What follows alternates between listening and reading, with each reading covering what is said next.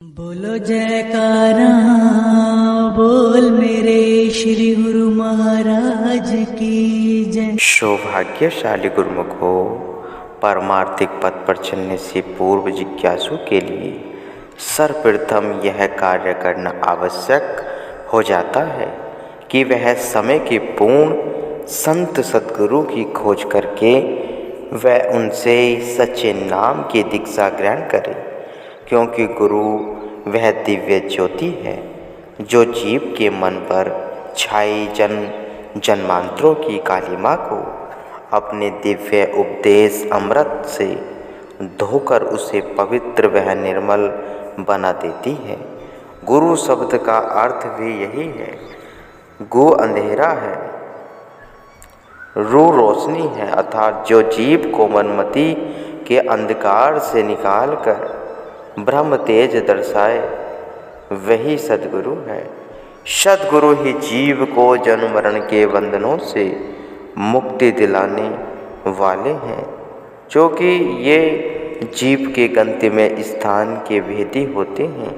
इसलिए बिना इनकी सहायता वह कृपा के साधक के लिए मंजिल पर पहुंचना कठिन ही नहीं, असंभव भी है।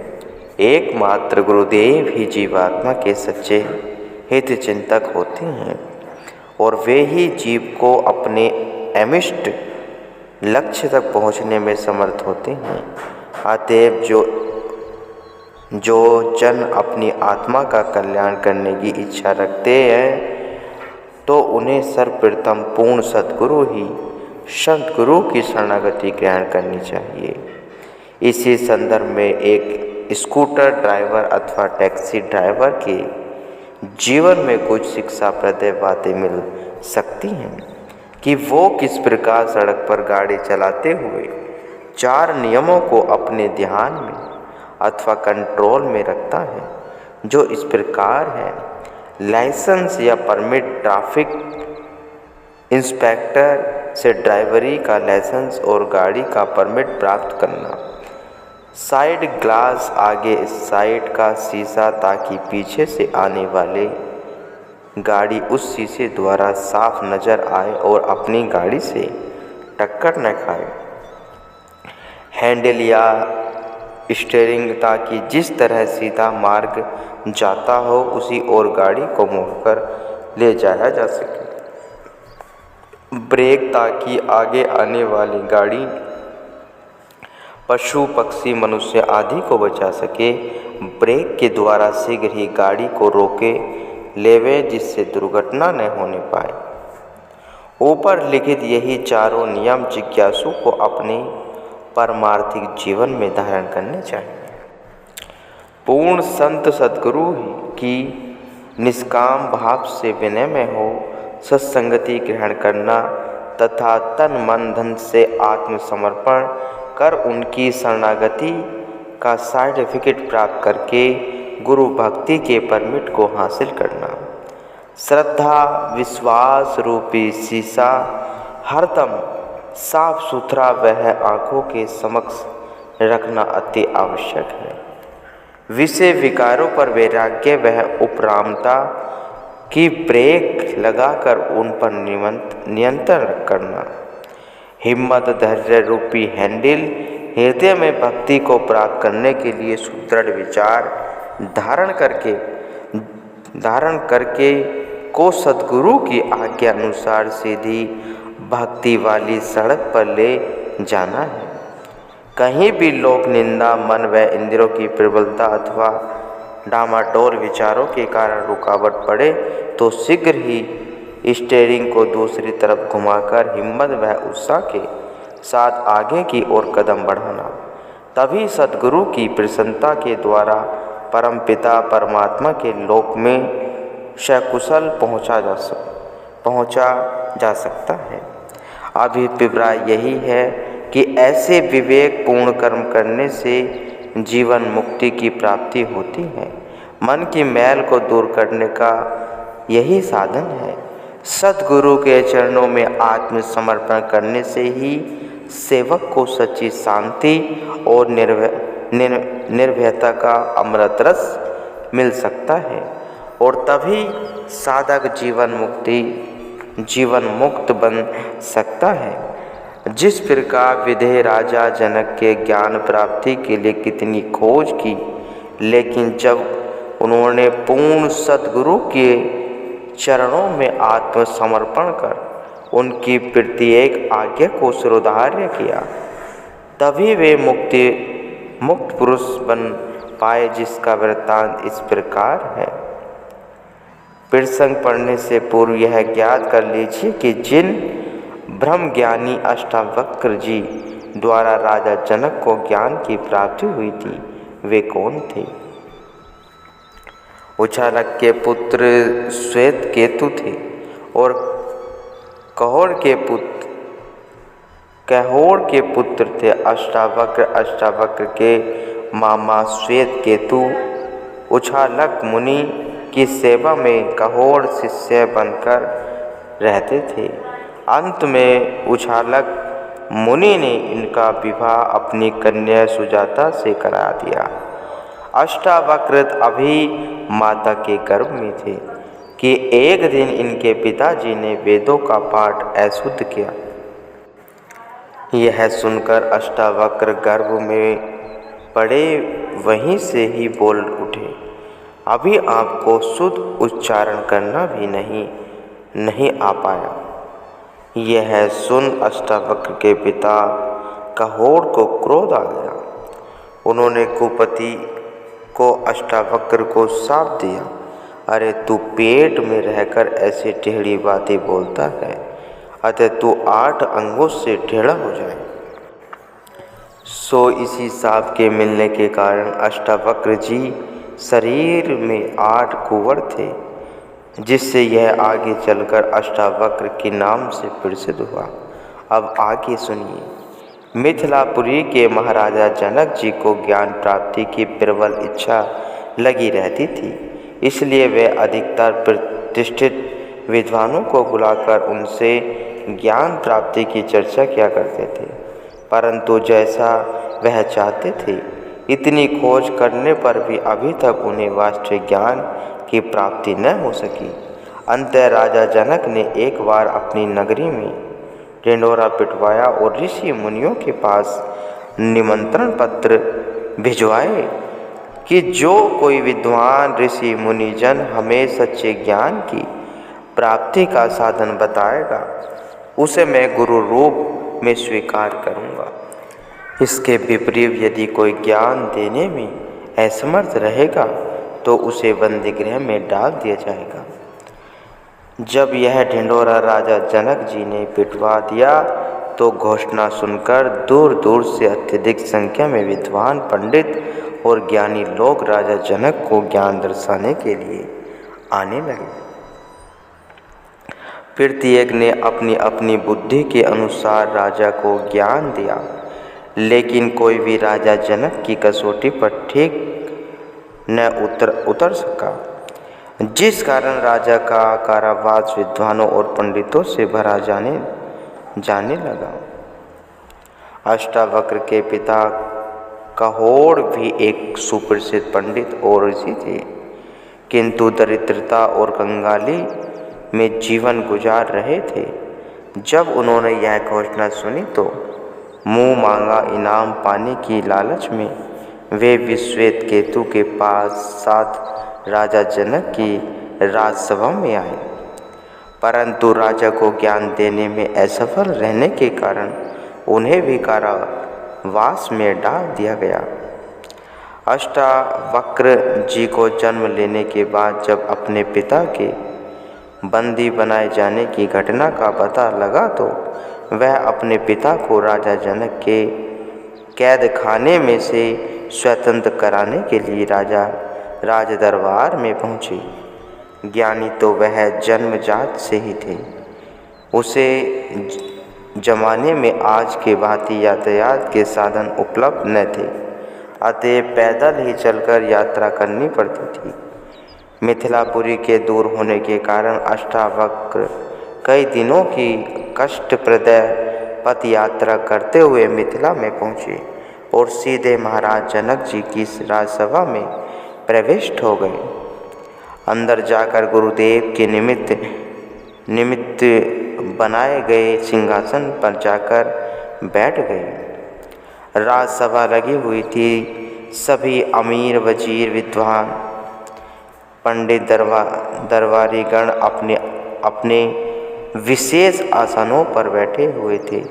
जब उन्होंने गुरुदेव के लिए बनाए गए सिंहासन पर इन्हें बैठते देखा तो अष्टावक्र जी के टेढ़े मेढ़े कुंवर वाले एवं काले कलूटे रूप को देखकर महाराज जनक सहित समूची राजसभा खिलखिलाकर हंस पड़ी।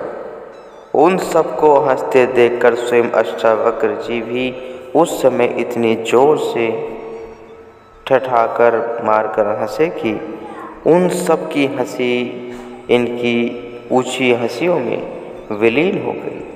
अष्टावक्र जी के उच्च स्वर में हंसने पर राजा जनक ने चकित हो उनसे प्रश्न किया, ऋषि कुमार, आप इस प्रकार क्यों हंस रहे हो? तब अष्टावक्र जी ने कहा, राजन, यदि यही प्रश्न मैं आपसे करूं कि आप सब लोग आकरण क्यों हंसे? अष्टावक्र जी ने राजा जनक के प्रश्न को काटते हुए प्रश्न द्वारा उत्तर दिया। महाराज जनक बोले, ऋषि कुमार जी, आप बुरा न मानिए, हम लोग को आपके रूप रंग पर अनायास हंसी आ गई थी, तभी हम लोग हंसे थे। प्रत्युत्तर में अष्टावक्र जी ने कहा, तो राजन, बस फिर यही उत्तर आप मेरा भी समझ लीजिए। मैं भी आप लोगों के निराले रूप रंग को देखकर अट्टहास कर उठा था, फिर इसमें बुरा मानने की क्या बात है? आपके सजे सजाए रंग रूप के पीछे छिपी हुई कुरूपता को देखकर मुझे हंसी आ गई। मुझे तो यह प्रतीत हो रहा है कि यद्यपि आपने ज्ञान प्राप्ति के लिए नगर में ढिंढोरा तो पिटवा दिया, लेकिन वास्तव में आप ज्ञान के ग्राहक नहीं हैं, अपितु चमड़े के ग्राहक हैं, तथा आपकी यह सभा भी मुझे चमड़े की खरीदारी करने वाले चमारों की ही प्रतीत होती है। अष्टावक्र जी द्वारा यह ज्ञान भरा वचन सुनकर महाराज जनक जी मौन हो रहे एवं राजसभा की दंग सी रह गई। थोड़ी देर के बाद महाराज जनक जी ने दृष्टि उठाई तो उन्हें ऋषि कुमार की थकावट का विचार हो आया। वे सिंहासन से उठ खड़े हुए और ऋषि कुमार को अपने साथ महल में ले आए। वहाँ उन्होंने बड़े आदर से ऋषि कुमार के स्नान, भोजन, आराम आदि का प्रबंध किया। जब अष्टावक्र जी विश्राम करने लगे तब महाराज जनक जी आराम हेतु अपने महल में चले तो गए, परंतु आज उन्हें नींद कैसे आती। रहकर ऋषि कुमार के ये शब्द उनके कानों में गूंज उठते कि महाराज जनक ज्ञान के नहीं बल्कि चमड़े के ग्राहक हैं। यह शब्द आंखों के समक्ष आते ही उनकी नींद उचाट होने लगी। तत्पश्चात कुछ देर बाद ही राजा अपने पलंग से उठ खड़े हुए और अष्टावक्र जी के पास आकर उनके चरणों के निकट बैठ गए।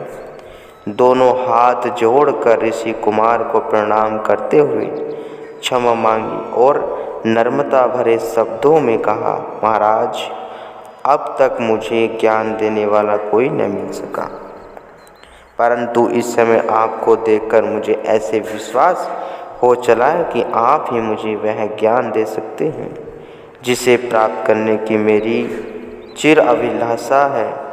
अतएव आप मुझ पर कृपा कर शीघ्र ही ज्ञान प्रदान कीजिए। राजा जनक जी द्वारा दी गई प्रार्थना को सुन अष्टावक्र जी हंस दिए और बोले, वाह महाराज, बिना कुछ दिलाए आप यूँ ही मुफ्त में ज्ञान प्राप्त करना चाहते हैं। राजा लोगों के लिए ज्ञान प्राप्ति कितनी आसान है, जबकि हम वनवासी लोग उस ज्ञान को प्राप्त करने के लिए सब कुछ त्याग कर जंगलों की खाक छानते हैं, तब कहीं जाकर उसे ज्ञान की बड़ी कठिनाइयों से प्राप्त करते हैं। वह ज्ञान राजाओं को घर बैठे अनायास ही सुगमता से प्राप्त हो जाएगा। यह कितने आश्चर्य की बात है। यह सुनकर महाराजा जनक मारे लज्जा के पानी पानी हो गए और अष्टावक्र के चरणों पर नतमस्तक हो गए।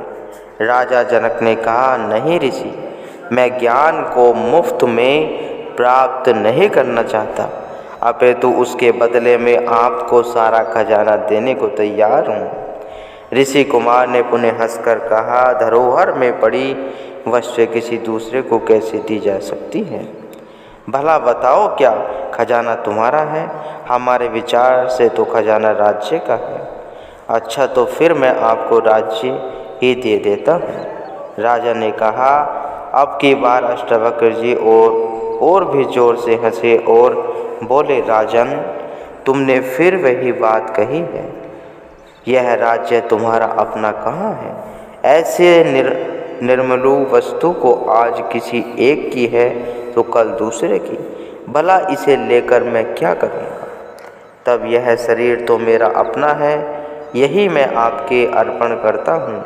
जनक जी ने सोचकर उत्तर दिया।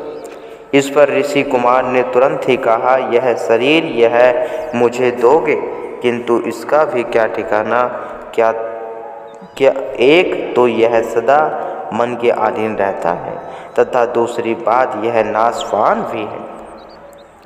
तब जनक जी बोले, तो फिर मैं आपको इस तन व धन के साथ मन ही समर्पित करता हूँ। जनक जी से यह उत्तर पाना ही था कि अष्टावक्र जी के मुख पर प्रसन्नता के चिन्ह उभर आए। उन्होंने हंसकर कहा, राजन, अब हुई न बात। अच्छा, तो तुम मुझे अपना मन ही संकल्प करके दे दो। तब महाराजा जनक जी ने जल और कुशा लेकर अपना मन अष्टावक्र जी को अर्पित कर दिया। इसके बाद अष्टावक्र जी उठे खड़े हुए और बोले, हे हाँ राजन, अब तुम ज्ञान प्राप्ति के अधिकारी हो, परंतु अभी तो मुझे जाने की जल्दी है, क्योंकि पिताजी को कारावास से निकालकर घर तक पहुंचाना है। 1 हफ्ते तक मैं लौट आऊँगा, तब फिर तुमको ज्ञान दिया जाएगा। हाँ, इस अवधि में यह कभी मत भूलना कि तुम अपना मन मुझे संकल्प करके दे चुके हो। इतना कहकर वह चल दिए और जाकर बंदी गृह खुलवाया, सभी ब्राह्मणों को स्वतंत्र किया तथा अपने पिता कहोड़ ऋषि वह मामा श्वेतकेतु को लेकर अपने आश्रम पर लौट आए। मार्ग में शमंगा नदी के समीप से गुजरने पर इन्हें पिता ने कहा, बेटा, तुम इस नदी में स्नान कर लो। ऐसा करने पर अष्टावक्र जी के सारे अंग स्वस्थ हो जाएंगे। स्वस्थ हो गए। उधर अष्टावक्र जी के चले जाने के बाद राजा जनक जी की मन स्थिति अजब थी। जब किसी काम को करने के लिए मन कहता तो सोचने लगे जाते कि मन तो ऋषि कुमार को दे चुका हूँ। इस प्रकार सैन्य उनके मन का सब कारोबार ठंडा पड़ने लगा। 1 हफ्ते के बाद जब अष्टावक्र मुनि लौटे तो महाराजा जनक बेचैनी से उनकी प्रतीक्षा की घड़ियां गिन रहे थे। ऋषि जी ने आते ही पूछा, क्यों राजन, कहो क्या हाल है? जनक जी ने उत्तर दिया, महाराज, क्या बताऊं, अपना मन आपके अर्पण करके मैं आप किसी काम के लिए करने योग्य नहीं रह गया। जहाँ किसी काम करने के लिए सोचता हूँ तो यही बात आड़े आ जाती है कि मन तो आपको दे चुका हूँ, फिर सोचना और संकल्प करना कहाँ शेष रहा। मुनि अष्टावक्र जी तो जब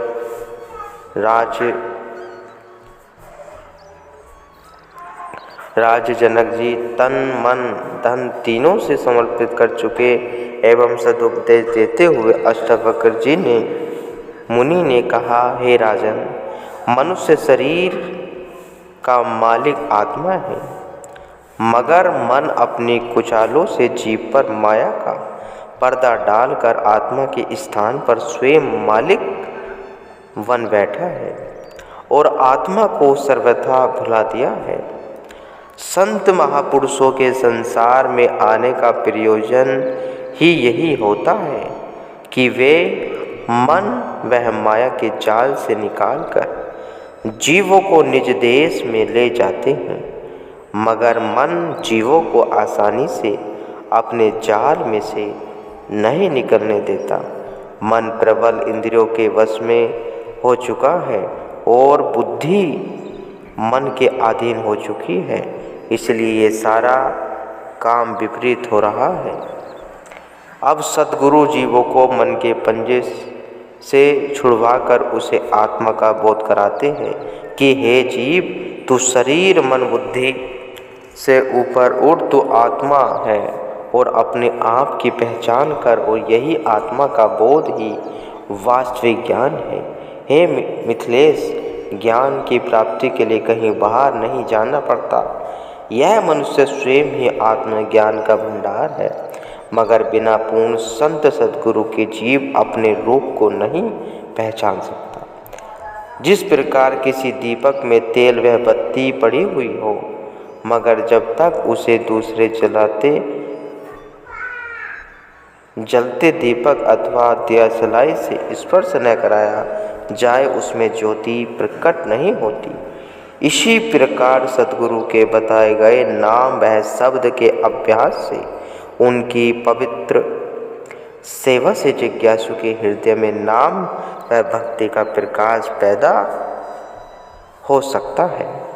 हे राजन, आपने अनेकों विद्वानों की सभा बुलाई और आप उनसे आत्मिक ज्ञान लेना चाहते थे, मगर जब वे स्वयं ही इस विद्या से अल्पज्ञ थे, फिर वे आपको क्या ज्ञान दे सकते थे। पूर्ण ब्रह्मनिष्ठ सद्गुरु ही आत्मा की लक्ष्यता करा सकते हैं। राजा जनक ने हाथ बांधकर नम्रता पूर्वक विनय की, प्रभु बताइए मुझे यह साधन और आत्मज्ञान कराए। मुनि बोले, राजन, हम जैसा कहें आप हमारी आज्ञा मानते जाइए। राजा ने कहा, क्या आज्ञा है मेरे लिए प्रभु? ऋषि बोले, राजन, आप जाइए और जहाँ इन राज कर्मचारियों ने जूते उतार रखे हैं उनमें बैठ जाइए। राज ऋषि बड़े ही प्रशांत भाव से मुनीश्वर की आज्ञा का पालन करते। सारी सभा ने भी राजा जनक पर एक दृष्टि डाली, परंतु सब के सब अवाक ही रहे। 5 मिनट तक यह कौतुक हुआ, क्योंकि राजा जनक जी पूर्व जन्म के संस्कारी पूर्णात्मा, सच्चे मुमुक्ष और आत्मज्ञान के पूर्ण अधिकारी थे। जब उन्होंने ज्ञान प्राप्ति के लिए अपना तन मन व धन संकल्प करके गुरुदेव को समर्पित कर दिया, तब अपनी लोक लाज आदि का भी परित्याग कर बिल्कुल निर्माण हो रहे, तो उनका मन अपने राज्य, परिवार, धन और तन के समस्त व्यवहार से उस समय के बिल्कुल हट गया। संकल्प विकल्पों के रुकने की देरी थी, उनकी सुरती अंतर्मुखी होकर ऊपर को उठने लगी। तब ऋषि जी ने अपनी कृपा दृष्टि से रूहानी दाद बख्शीश कर दी, और जिससे उनकी अंतर्दृष्टि खुल गई और गुरु कृपा से उन्हें सच्चा आत्मज्ञान प्राप्त हो गया। तब महर्षि जी ने राजा जनक जी को अपने समक्ष बुलाया और बोले, राजन, कहो कितनी देर में तुम्हें ज्ञान की प्राप्ति हुई? जनक महाराज, जितनी देर में मैं चाहता था। अष्टावक्र, तुम कितनी देर में प्राप्त करना चाहते थे? जनक की, मुझे ज्ञान इतनी जल्दी प्राप्त हो जाए जितनी देर में दूसरा पैर घोड़े की रकाब में रखा जाता है, अथवा जितनी देर आंखें झपकने में लगती है और जितना समय पानी का घूंट पीने में लगता है, अष्टावक्र, हाँ तो सब बात बन गई है न। जनक, आपने अपार कृपा की, आपके इस असीम उपकार का आजीवन आभार मानूंगा।